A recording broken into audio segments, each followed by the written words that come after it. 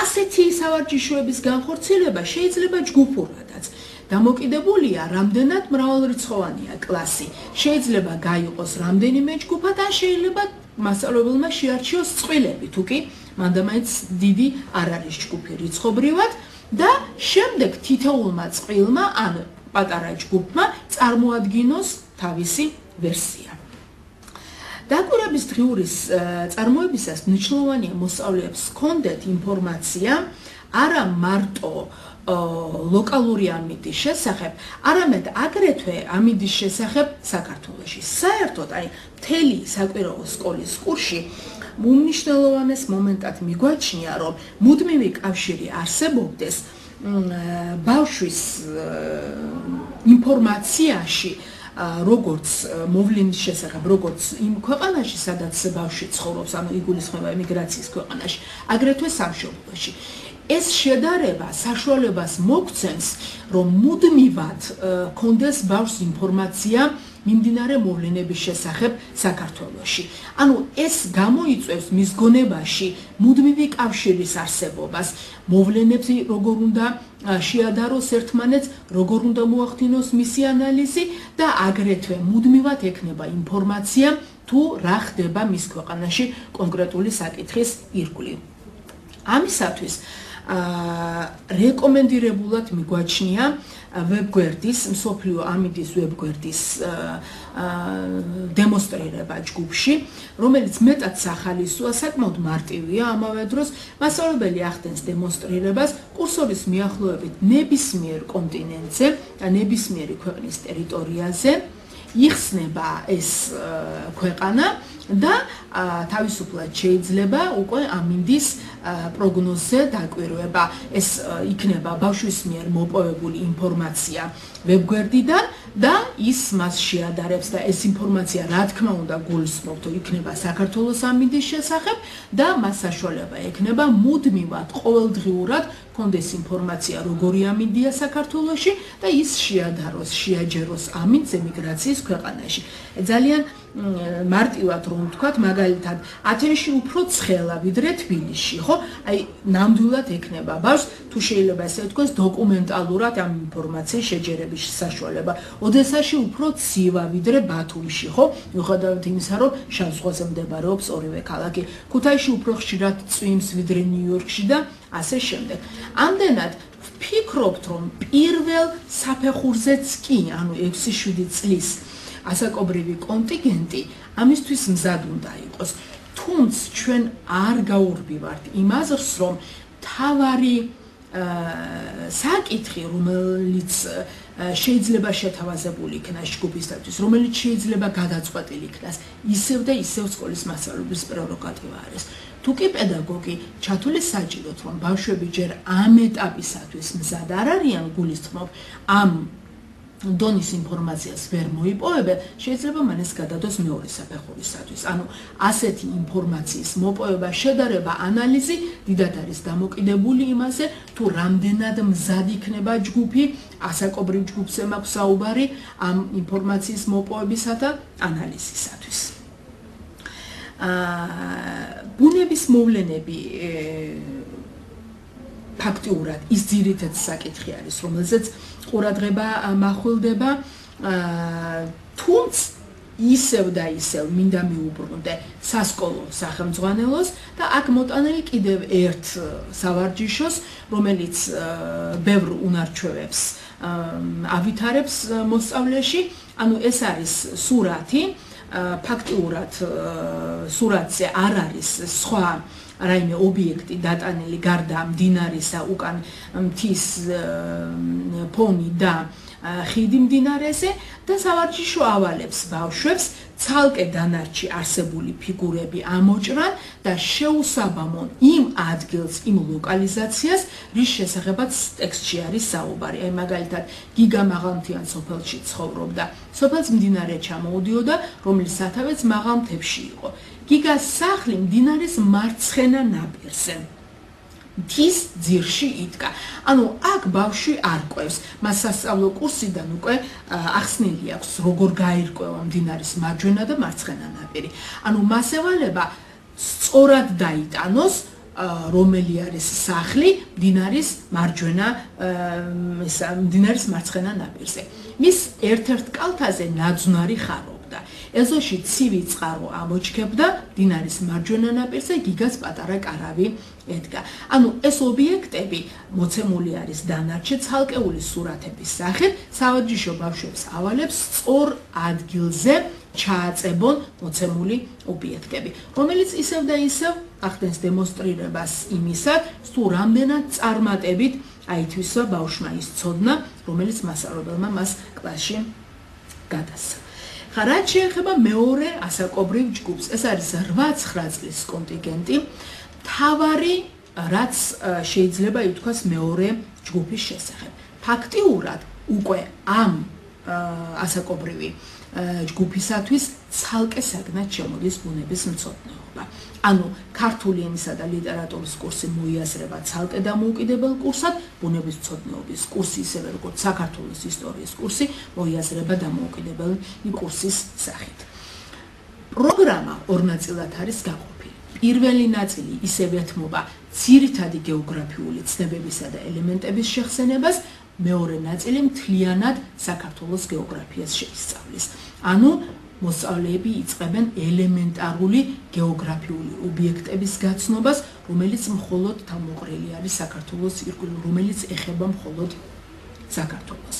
ამდენად ძალიან მნიშვნელოვნად მიგვაჩნია უკვე მეორე ეტაპიდან კონკრეტულად აქცენტის გაკეთება საქართველოს გეოგრაფიული ობიექტების შესახებ და ობიექტების ირგვლივ და მათი სწავლება მოსწავლეებისათვის. პირველად რა ზოგად გეოგრაფიულ ცნებებსაც გადავცემთ მოსწავლეებს, ეს არის დედამიწის ზედაპირის ფორმები, მთები, ხეობები, ესეც ძალიან სახალისოდ შეიძლება იქნას გადაცემულ, ელემენტარულად მასწავლებელმა ცხვირსახოცის დააფაროს ხელზე და მაჩვენოს, რომ ზოგიერთი ნაწილი ხმელეთის ზედაპირისა აზიდული არის, ზოგი ჩასნექილი, ჩაღრმავებული ადგილები ხევებს, ხეობებს, ქვაბულებს შეესაბამება, ზეაზიდული ადგილები კი მთები არის. გარდა ამისა, კვლავ ვახსენებთ მას სეზონების ცვლილებას, მაგრამ უკვე აქცენტს ვაკეთებთ მიზეზებზე, თუ რა იწვევს ამ სეზონების ცვლილებას. აქედან გამომდინარე, ცოტათი უფრო რთულ და ინფორმაციატევად ვიზუალურ მასალას ვაწვდით ბავშვებს და მას წარუდგენს მასწავლებელი გლობუსს და უხსნის, რომ ძალიან კარგი ვიზუალური მაგალითი არის შუაში ის არ გაყრილი გლობუსი, იმისათვის რომ მოსწავლეებმა წარმოიდგინონ დედამიწა, მისი და ღერძი. ანუ დედამიწა, მისი წარმოსახვითი ღერძი, რომლის ირგვლივაც ბრუნავს ჩვენი პლანეტა. და მასწავლებელი მას ადარებს ხატოვნად ბზრიალას, სათამაშოს, ანუ ჩიკორი ქართულად როგორც უწოდებენ მას და უხსნის, რომ აი სწორედ ამ ღერძის ირგვლივ, როგორც ბზრიალას ღერძის ირგვლივ ბრუნავს სათამაშო, ასევე ღერძის ირგვლივ ბრუნავს დედამიწა და ადგილი აქვს დედამიწაზე ღეღამის მონაცვლეობას და სეზონების ცვლილებას. უხსნის, რომ დედამიწა როგორც შუბით, აი ისე არის გახრეტილი ამ თავისი ღერძით და მას უმნიშვნელოვანესი ფუნქცია აკისრია. გარდა ამისა, შემოაქვს მასწავლებელს ეკვატორის ცნება და უჩვენებს მეორე სლაიდს, სადაც ნაჩვენები მოცემული არის მართლაც დედამიწა, რომელსაც როგორც ქამარი, როგორც სარტყელი, ისე ეკვრის გარს ეკვატორი და უხსნის, რომ აი ამ ქამრით, ამ სარტყელით დედამიწა ორ ნახევარსფეროდ, ჩრდილო და სამხრეთ ნახევარსფეროდ არის გაყოფილი.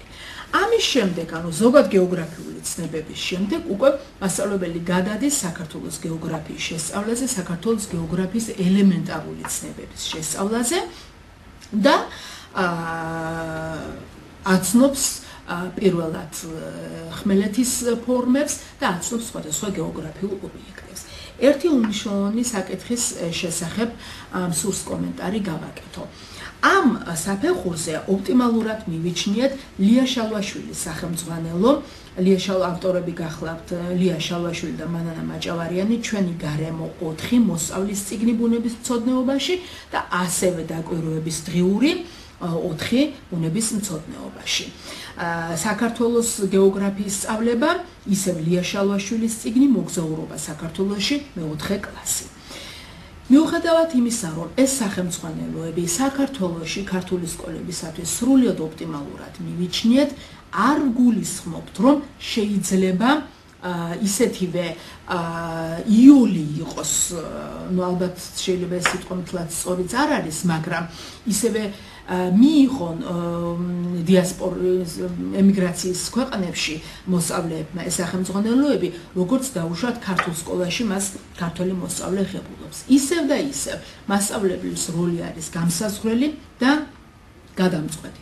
თუ კი მასწავლებელი საჭიროდ ჩათვლის, შეიძლება გაამარტივოს მან კურსი და მიაწოდოს ჯგუფს იმ მოცულობით მასალა, იმ მოცულობით ინფორმაცია, როგორცაც თვითონ ჩათვლის საჭიროდ. აი მაგალითად, თქვათ მოიხსენიოთ მხოლოდ ნიკორწმინდა და ყურადღების მიღმა დატოვოს ისეთი ობიექტები, თქვათ როგორიც არის რაკეთის ან ბარაკონის ეკლესია.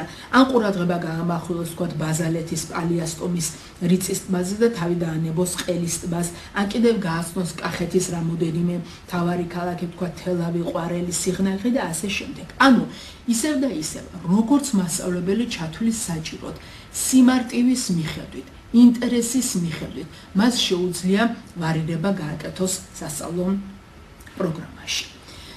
ერთი დეტალის შესახებაც მინდა მოგახსენოთ. აუცილებლად მიგვაჩნია, რომ მასწავლებელმა ბავშვებს მიაწოდოს რეალური ინფორმაცია საქართველოში არსებული მდგომარეობის შესახებ.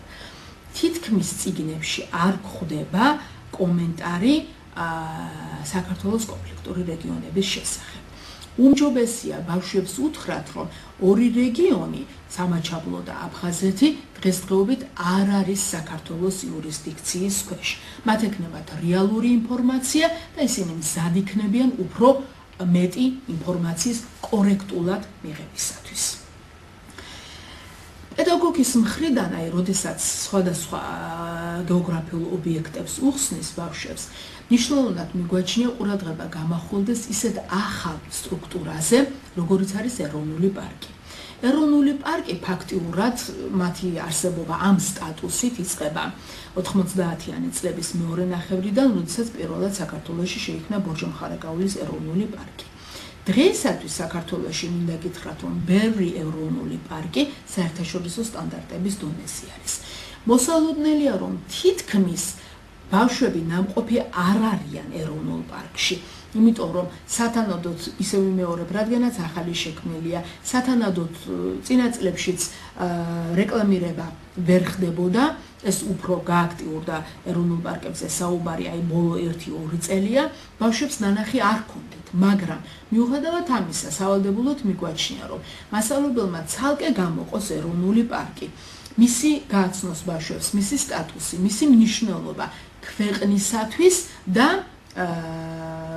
მისი მნიშვნელობა იმ კუთხით, რომ ფაქტიურად ეროვნული პარკი ეს არის ერთ-ერთი უმნიშვნელოვანესი როგორც რეკრეაციული, ასევე ეკონომიკური სტრუქტურა უცხოური ტურიზმის განვითარებისათვის საქართველოში. სწორედ ეროვნული პარკები არის ის ობიექტი, რომელიც ყველაზე უფრო მეტად აქტიურად მიიზიდავს უცხოელ ტურისტს ჩვენს ქვეყანაში. და ბოლოს ერთი დეტალი, რომელიც პირველად ვახსენეთ, როდესაც საუბარი დავიწყეთ პროგრამის წარდგენისას, რომ საშინაო დავალებას არ ვაძლევთ დიდ დატვირთვას. ისევ და ისევ ბავშვისათვის საკვირაო სკოლა, რომ იყოს სახალისო, რომ იყოს მიმზიდველი და იყოს საინტერესო. ფაქტიურად საშინაო დავალებას მოვიაზრებთ დაკვირვების დღიურის ფარგლებში, რომელიც უკვე აღნიშნეთ, რომ ფაქტურად წარმოადგენს ბავშვის ინდივიდუალურ სამუშაოს შინ შემდეგ კლასში